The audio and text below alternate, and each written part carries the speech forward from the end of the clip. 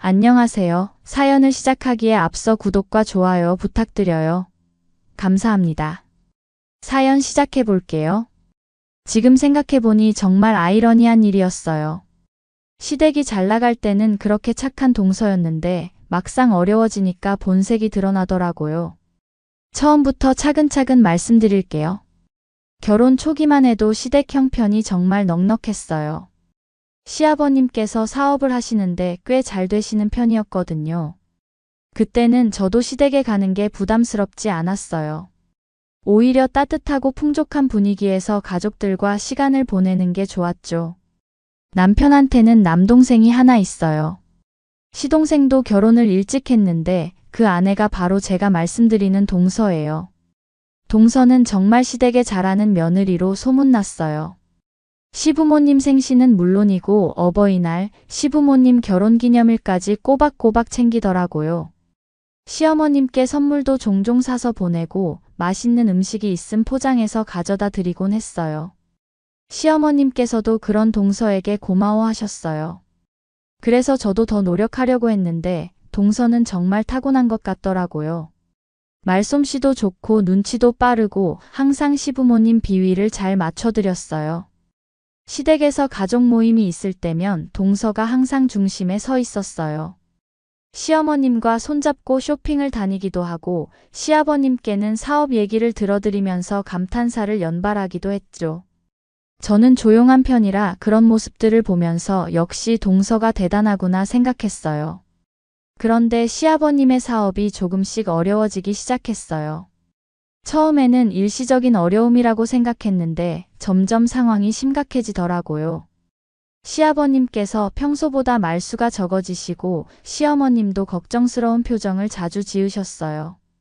그 즈음부터 동서의 태도가 조금씩 변하기 시작했어요.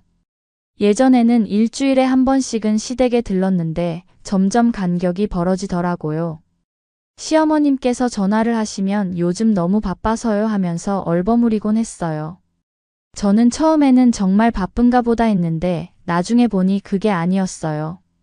시아버님의 사업이 정말 힘들어지면서 어느 날 시아버님께서 남편과 시동생을 불러서 조심스럽게 말씀하셨어요. 당분간 자금 사정이 어려워서 도움이 필요하다고요. 물론 강요하시는 건 아니었지만 자식으로서 아버지가 어려우시면 도와드리는 게 당연하다고 생각했어요. 남편과 상의해서 우리 형편에서 할 수 있는 만큼 4천만 원을 마련해서 시아버님께 드렸어요. 솔직히 우리도 그렇게 여유가 있는 상황은 아니었지만 시댁에서 그동안 받은 게 많았고 무엇보다 가족이니까요. 그런데 시동생 집은 상황이 달랐어요. 동서가 그 얘기를 듣더니 완전히 발끈하더라고요. 시동생한테 절대 돈을 드리면 안 된다고 우리끼리도 살기 힘든데 어떻게 그런 큰 돈을 드리냐고 길길이 날뛰었다고 해요. 시동생은 그런 동서 때문에 정말 괴로워했어요. 아버지를 도와드리고 싶은 마음은 굴뚝 같은데 아내가 그러니까 어쩔 수가 없다는 거였죠. 시동생이 남편한테 전화해서 하소연할 때 저도 참 안타까웠어요. 동서의 마음을 이해 못하는 건 아니었어요. 각자 살림살이가 있고 큰 돈이니까 부담스러울 수도 있죠. 하지만 그렇다고 해서 시동생을 그렇게 옥죄어도 되는 건가 싶더라고요. 결국 시아버님의 사업은 접게 되었어요. 그동안 애써서 일궈놓으신 걸 정리하시는 시아버님의 모습을 보니 정말 마음이 아팠어요. 평생 가족을 위해 열심히 일하시던 분이었고 그 일에 대한 자부심이 정말 크셨거든요. 그래서 시아버님은 한동안 정말 많이 힘들어 하셨어요. 술도 전보다 많이 드시고 말수도 확실히 줄어드셨고요. 그러던 어느 날 정말 예상치 못한 일이 일어났어요.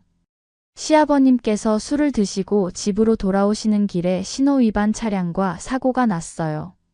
그 자리에서 바로 정말 갑작스럽게 돌아가셨어요. 그 소식을 들었을 때의 충격은 지금도 잊을 수가 없어요. 시어머님은 거의 넋이 나가신 상태셨고 남편도 저도 믿기지가 않았어요. 그렇게 건강하셨던 시아버님이 갑자기 돌아가시다니. 정말 하늘이 무너지는 기분이었어요. 장례를 치르는 동안 정말 바쁘고 힘들었어요. 친척들도 많이 오시고 시아버님 사업 관계자들도 조문을 오셔서 정신이 하나도 없었죠. 그런데 동서는 그때도 참 이상하더라고요. 빈소에 잠깐 얼굴만 비추더니 친정에 급한 일이 있어서 가봐야 해요 하면서 사라졌어요. 아무리 친정에 일이 있다고 해도 시아버님 장례인데 그럴 수가 있나 싶었어요. 더군다나 시어머님이 그렇게 힘들어하고 계시는데 말이에요. 시동생은 그런 동서 때문에 정말 창피해했어요. 사람들 앞에서는 태연한 척했지만 속으로는 얼마나 괴로웠을까요? 아버지 장례식에 아내가 없으니 말이에요. 장례를 치른 후 시어머님은 정말 많이 상심하셨어요. 갑자기 남편을 잃으시고 정말 하루하루가 고통스러우셨을 거예요. 저는 시어머님이 너무 걱정되어서 틈날 때마다 들러서 말벗도 해드리고 같이 시간을 보냈어요.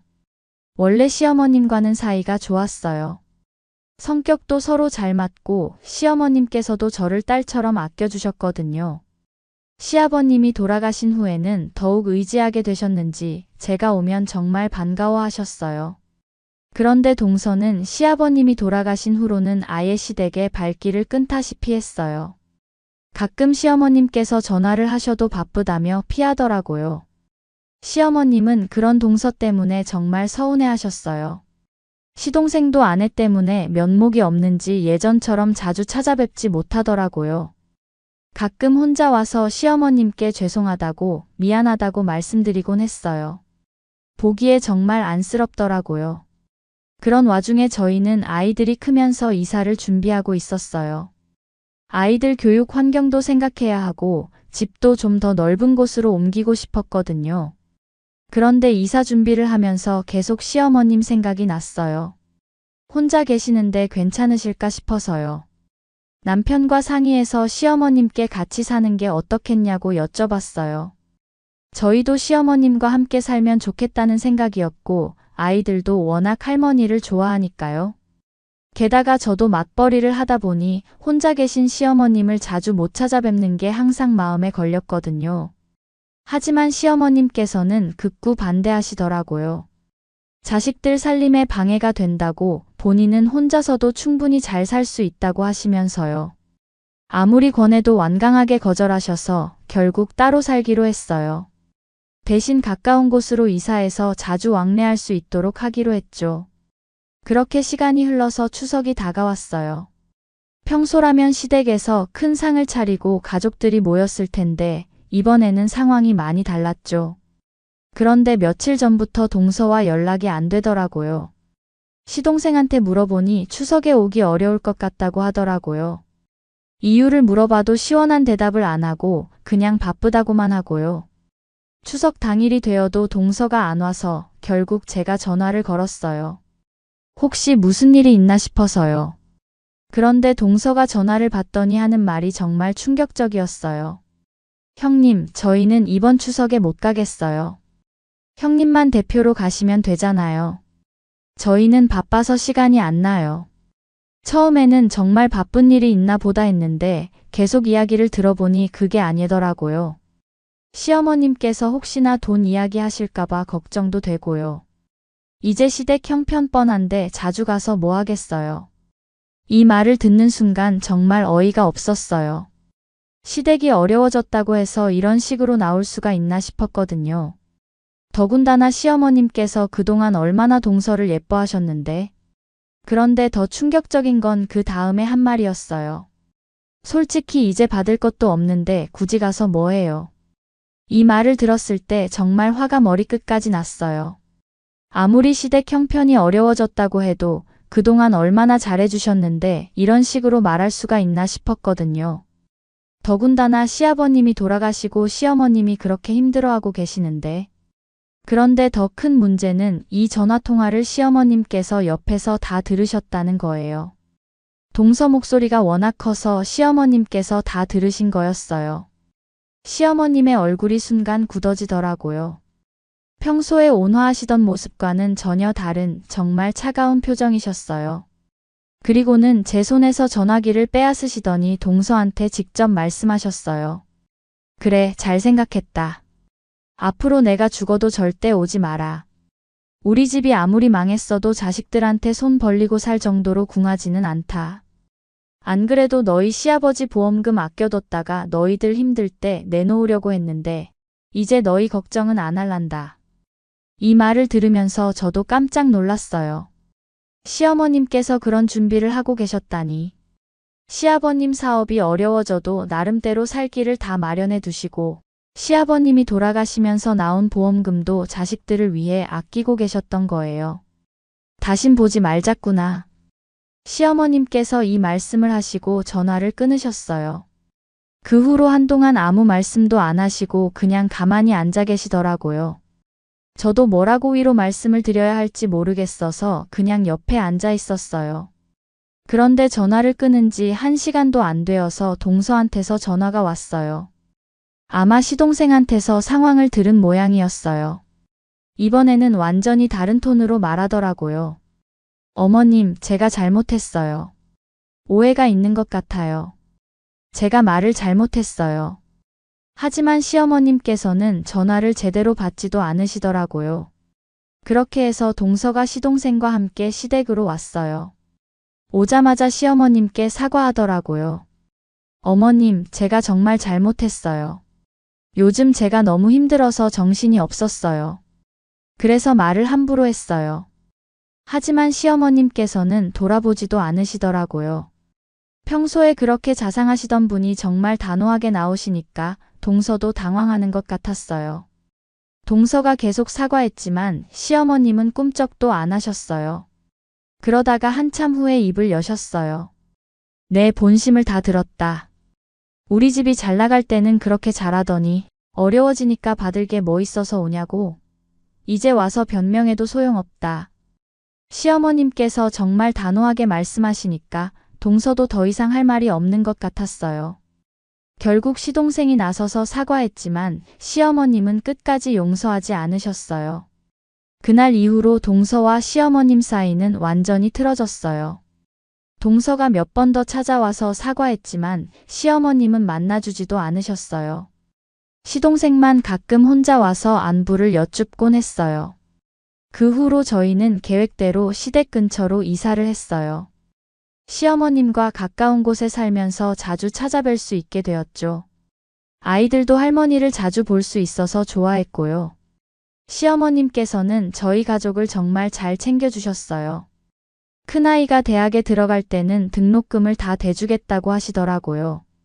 물론 처음에는 사양했지만 시어머님께서 워낙 고집을 부리시니까 결국 감사하게 받았어요.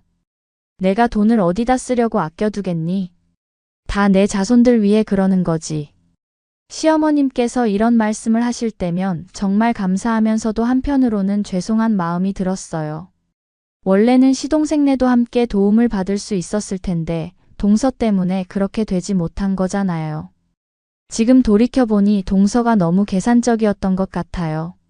시댁이 잘 나갈 때는 혹시나 해서 잘하고 어려워지니까 바로 등을 돌리고 사람 마음이 그렇게 변할 수가 있나 싶어요. 시동생도 그런 동서한테 많이 실망한 모양이에요. 처음에는 이혼까지 생각했다고 하더라고요. 하지만 아이들 때문에 참고 살고 있다고. 정말 안타까운 일이에요. 요즘 동서는 시댁과 연락을 거의 안 해요.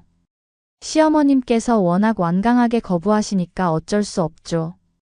가끔 시동생이 혼자 안부 전화를 드리긴 하지만 예전 같은 관계는 아니에요. 반면에 저희는 시어머님과 더 가까워졌어요. 거의 매주 찾아뵙고 아이들도 할머니 집을 자주 가요. 시어머님도 저희를 정말 친딸처럼 생각해 주시고 경제적으로도 많이 도움을 주세요. 결국 사람은 어려울 때 진짜 모습이 나오는 것 같아요. 동서는 이익이 있을 때만 잘하는 사람이었고 저희는 정말 가족이라는 마음으로 함께 하려고 했던 거죠. 그 차이가 지금의 결과를 만들었고 앞으로도 저희는 시어머님과 함께 서로 의지하며 살아갈 생각이에요. 동서는 한 번 저지른 실수 때문에 영원히 시댁과 멀어지게 되었지만 저희는 진심으로 가족을 대했기 때문에 더 깊은 관계를 맺게 되었어요. 요즘 시어머님께서 가끔 하시는 말씀이 있어요. 사람은 어려울 때 누가 진짜인지 알 수 있다더니 정말 그런 것 같다. 고맙다 큰애야. 이런 말씀을 들을 때마다 제 마음도 뿌듯해져요. 시어머님을 진심으로 모시고자 했던 마음이 통했구나 싶어서요. 지금 저희 가족은 정말 행복해요. 시어머님과도 좋은 관계를 유지하고 있고 아이들도 건강하게 잘 자라고 있어요. 경제적으로도 시어머님 덕분에 여유가 생겼고요. 동선에는 어떻게 지내고 있을지 모르겠어요. 아마 후회를 많이 하고 있을 것 같긴 해요. 하지만 이미 엎질러진 물이죠. 시어머님 같은 분은 한번 실망하시면 다시 마음을 열지 않으세요. 가끔 시동생이 와서 안타까워할 때면 저도 마음이 아프긴 해요. 하지만 어쩔 수 없는 일이에요. 동서가 스스로 선택한 길이니까요. 시어머님께서는 동서와 정말 완전히 선을 그으셨어요. 솔직히 시원한 마음도 들어요. 그동안 동서 때문에 속상했던 일들을 생각하면 말이에요. 지금 우리 가족은 시어머님과 정말 화목하게 지내고 있어요. 서로 의지하며 살아가고 있어요. 어려운 시기를 함께 견뎌낸 덕분에 더 끈끈해진 것 같아요.